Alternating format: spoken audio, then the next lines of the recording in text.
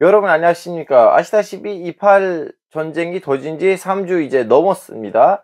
네, 그러다 보니까 이제 많은 관심거리가 이 전쟁이 확정될 것인가 안 될 것인가인데, 확정이 된다면 일단은 레바논 남부에 있었던 헤즈볼라이라는 무장단체가 참전할 것이고, 그 다음에 이제 이란이 들어가면 이제 뭐 시리아 안에 있는 무장단체들하고 예멘에 있는 무장단체 반군, 후티 반군도 잠전할 것인데, 이미 후티 반군이 지금 미사일 몇 개 쐈죠. 이제 여기서는 핵심이 뭐예요? 첫 도미노가 뭐냐고 물어보시면 바로 레바논 안에 있는 헤즈볼라이라는 무장단체인데, 이 무장단체하고 이스라엘 군이 이미 이 3주 안에는 서로 이렇게 로켓 발사하면서 이제 교전을 벌이고 있는데, 아직 정쟁 수준으로 올라가지는 않았습니다. 그리고 이 와중에도 헤즈볼라 대원이 죽은지 안 죽은지 모르겠지만 이스라엘 군인이 2명인가 뭐 죽었다는 식으로 알고 있고, 그리고 양쪽에서도 시민들이 피해를 봤다는 걸로 알고 있는데요. 그렇다면 이 헤즈볼라는 어떤 단체예요? 어쩌다가 생긴 단체고 뭐가 달라요, 하마스랑? 그래서 오늘은 헤즈볼라에 대해서 이제 컨텐츠를 만들려고 했습니다. 일단은 이 헤즈볼라에 대해서 좀 얘기하기 전에는 헤즈볼라를 만든 그 환경, 그 배경을 말씀드려야 되거든요. 왜냐하면 예전에 국방부 장관도 오랫동안 했고, 그리고 총사령관 합정모장도 했고, 국무총리도 했던 에훗 바락가 말이 있어요. 우리는 82년에 레바논을 침입을 했을 때 헤즈볼라가 없었어요. 우리 때문에 생긴 애들이에요 라고 한 적도 있는데, 그러기 위해서는 레바논 내전으로 가야 돼요. 여러분, 레바논 내전이 75년에 터졌습니다. 근데 이 레바논 내전 터지기 전에는 ML이라는, 아랍 말로 아말이라는 정당이 있었거든요. 이 정당이 레바논 안에 있는 시아파 사람들이 주도권을 갖고 있었던 정당이었어요. 그리고 이 정당이 처음에는 이렇게 종교적인 정당보다는 그냥 시아파 레바논 사람들이 만들었던 정당이지 종파적으로 종교적으로 뭘 하진 않았고, 오히려 내용을 보시면 이 정당이 사회주의적인 성향이 있었고 아랍 민족주의적인 정당이었거든요. 이제 레바논은 여러분 아신지 모르겠지만 종파 종교별로 분단된 나라예요. 헌법적으로도 대통령은 기독교, 국무총리는 수니파, 국회의장은 시아파 이슬람으로 이렇게 정해져 있어요. 이제 이렇게 다양한 세력들이 있었는데, 이 세력들은 1975년에 붙었어요, 서로. 이제 삼각대로 보시면 됩니다. 여기서 이제 시아파 사람들도 아말이라는 정당 위주로는 무기를 이제 들고 자기네 무장단체를 만들었죠. 그러나 이 ML이 분단됐어요. 정확하게 언제 분단된지를 말씀을 할 수가 없지만 헤즈볼라의 공식적인 창립 연도는 85년이거든요.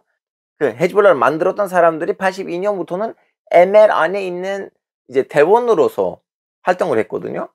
근데 왜 ML 안에서 헤즈볼라가 이렇게 빠져나왔는가? 이거 이제 핵심이에요. 일단은 ML의 지도자는 너무나 카리스마틱한 사람이었어요. 무사 알사드르. 이 사람이 이제 리비아를 방문했거든요. 78년에. 근데 거기서 분실됐어, 이 사람이. 이제 누가 죽은 줄은 우리가 아직도 몰라요. 일부 설에 따르자면 이제 카다피가 죽였고, 일부 설에 따르자면 이스라엘이 죽였고, 이거 몰라요. 78년에 그 사람이 죽으면서 시아파 사람들이 이렇게 뭉치고 있는 상징적인 뭔가가 사라진 거예요. 그러다 보니까 ML 안에는 시아파 사람들 사이에는 파벌 싸움이 터졌어요. 그리고 79년에는 이란 혁명이 터졌죠. 근데 이 이란 혁명이 터지기 전에는 이란 혁명의 수뇌부는 어디 있었어요? 주변 나라들에 있었죠.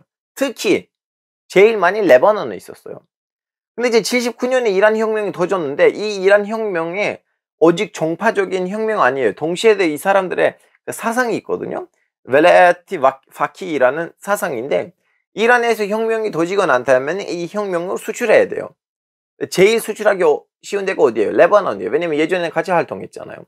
ML 안에서는 ML 사람들이 이렇게 분단되기 시작했어요. 한쪽은 우리는 아직도 아랍 사람이고 아랍 민족주의가 있고, 우린 시아파 맞는데 우리는 종교를 가지고 이념을 만든 사람들은 아니다. 근데 반대편에 있었던 시아파 사람들은 야 봐봐 이란에서 이거 잘 됐잖아요. 우리도 이 가이드라인대로 움직이면 우리도 뭔가를 해낼 수가 있다. 그러다 보니까 이제 ML이라는 정당이 이제 갈라지기 시작을 했는데 정확하게 82년부터는 친이란 ML 사람들이 수뇌부의 말을 안 듣기가 시작했고 그리고 82년에는 동시에도 이스라엘이 레바논을 점령했어요.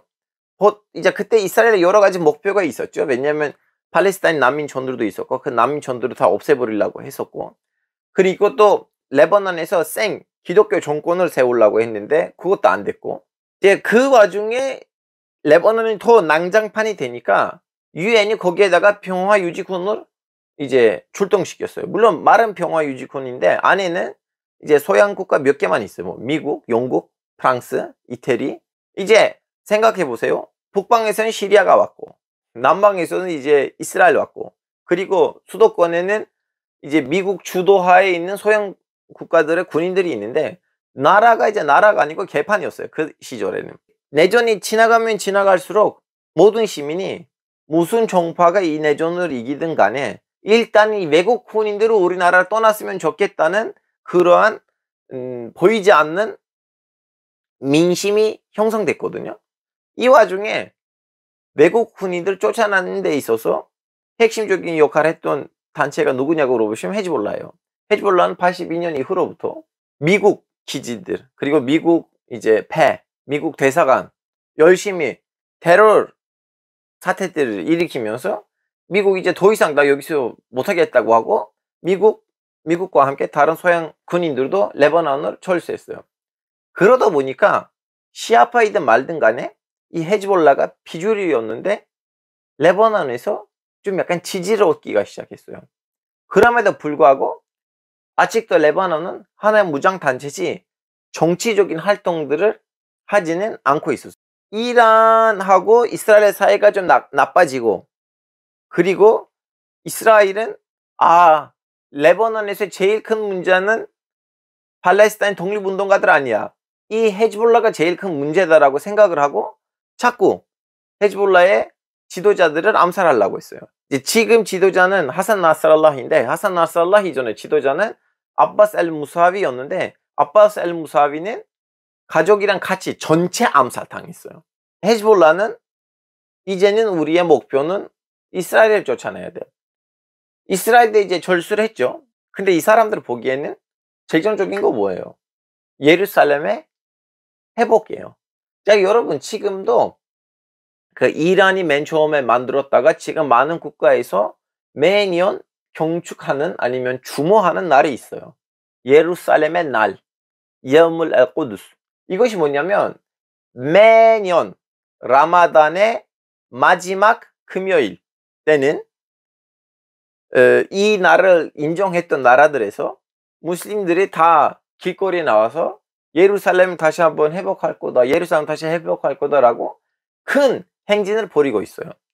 지금 현재 이스라엘 주변에 있는 국가들 중에서 이 예루살렘의 날을 인정하거나 아니면 그때 행사하는 나라가 없어요. 유일하게 레바논에 있어요. 그러다 보니까 아무리 봐도 이스라엘 입장에서는 이 헤즈볼라는 너무나 위험한 단체이고 괴멸해야 돼요. 근데 이제 이미 지도자들을 죽이긴 하는데 이 밑에 있는 대원들이 늘고 있어요. 더군다나 다른 나라 안에 있잖아요. 레바논이란 다른 나라에 있다 보니까 이 헤즈볼라는 이란을 통해서 하마스보다 훨씬 더 강력한 무기들을 가지고 올 수 있는 기회가 있어요. 결론적으로 헤즈볼라하고 이스라엘은 한 번 크게 전면전을 벌였어요. 언제 있냐면 2006년에 벌였습니다. 2006년에는 사실은 오늘과 똑같은 분위기인데 맨 처음에 이스라엘과 하마스가 붙었는데 이 둘이 붙을 때는 이쪽 팔레스타인 쪽에 있는 사람들이 너무 많이 죽었고 그러다 보니까 헤즈볼라는 이스라엘 군인들을 납치했어요. 일부를 죽이고 일부를 납치했어요. 그걸로 이제 2006년에 크게 터졌는데 전쟁이 터졌다는 말이 뭐냐면 이스라엘 군이 다시 한번 레바논 남쪽에 들어갔어요. 한 달 동안 지상군 투입을 했고 거기서 헤즈볼라랑 전쟁을 했는데 헤즈볼라 군인이 대원이 일설에 따르자면 300명, 일설에 따르자면 200명도 안 되게 죽었는데 이스라엘 군이 이스라엘 숫자로는 이스라엘 공식적인 숫자로는 180명인가 130명이 죽었어요. 근데 이제 이란 숫자는 그것도 훨씬 많이 죽었다고 하니까 이제는 그 이후로부터 이스라엘이 이제 자기 군인이 죽으면 공식적으로 이름을 다 알려주는 그러한 절차가 생기긴 하는데 결론이 뭐냐면 한 달 동안 이스라엘하고 헤즈볼라는 레바논의 남부에서 치고받고 싸웠는데 아무런 협상 없이 이스라엘이 한 달 이후에는 그냥 졸수했어요. 그리고 들어갈 때는 어떤 명분으로 들어갔었어요? 우리는 레바논 남부에 들어가서 헤즈볼라를 괴멸하겠다고 했었어요. 괴멸이 안 됐고 그 계기로 헤즈볼라는 오히려 아랍 세계에서 비주류였다가 하이라이트를 받은 단체가 됐어요. 어느 정도냐면 이 사건이 2006년이잖아요. 2009년 선거 때는 헤즈볼라 소속 순니파 국회의원들도 있었어요. 레바논 국회에서. 하여튼 이제 이 계기로는 헤즈볼라의 입김이 그리고 끼가 중동에서 올라갔고 그 계기로 헤즈볼라는 자기네 세력을 더 많이 키웠어요. 지금 현재에서 헤즈볼라의 이제 내부적으로 좀 약간 숫자를 통해서 말하자면 일단은 항상 총 들고 있는 군인 수는 아니면 대원 수는 2만 명이라고 하더라고요. 뭐 물론 헤즈볼라의 숫자는 더 높아요. 제가 이제 다른 숫자들을 말씀드린 거예요. 한 10,000명하고 2만 명 사이라고 하고 이제 전쟁 터졌다. 애들아 빨리 이제 총을 들어라라고 하면 이 숫자는 5만 명을 넘을 거라고 최소 5만 명을 넘을 거라고 웬만한 군사평론가를 그렇게 말하고 있는데 물론 헤즈볼라 말로는 우리 10만 명이라고 해요. 제일 중요한 거 뭐냐면 헤즈볼라 갖고 있었던 무기들. 헤즈볼라는 물론 정투기 없고 패드 없어요. 몇 개 탱크가 있는데 그걸 이제 뭐 제외해도 돼요. 시리아에서 가지고 왔던 탱크들이 있어요. 헤즈볼라를 이렇게 무섭게 만드는 요인이 뭐냐면 헤즈볼라가 갖고 있었던 미사일들이에요. 헤즈볼라는 어차피 이제 레바논 안에 있었던 단체이다 보니까 이스라엘의 동제가 안 되잖아요. 그래서 그동안 특히 소련 미사일들 많이 구입해 놓은 상태이고 일설에 따르자면 최소 5만 개 미사일이 있다고 해요. 최소. 근데 그 미사일들은 오늘 하마스가 쏴는 그 미사일들이랑 같은 미사일 아니에요. 훨씬 더 좀 약간 계산이 더 정확하고 그리고 떨어지면 거기서 이제 폭력성이 훨씬 더 강한 미사일들이에요. 그리고 지금 현재 헤즈볼라는 레바논에 원래 정규군이 있을 거 아니에요. 그것보다 훨씬 더 세다는 평가를 웬만한 사람은 합니다. 왜냐하면 레바논 군이 종파 종교 때문에 동결된 상황이 아니잖아요.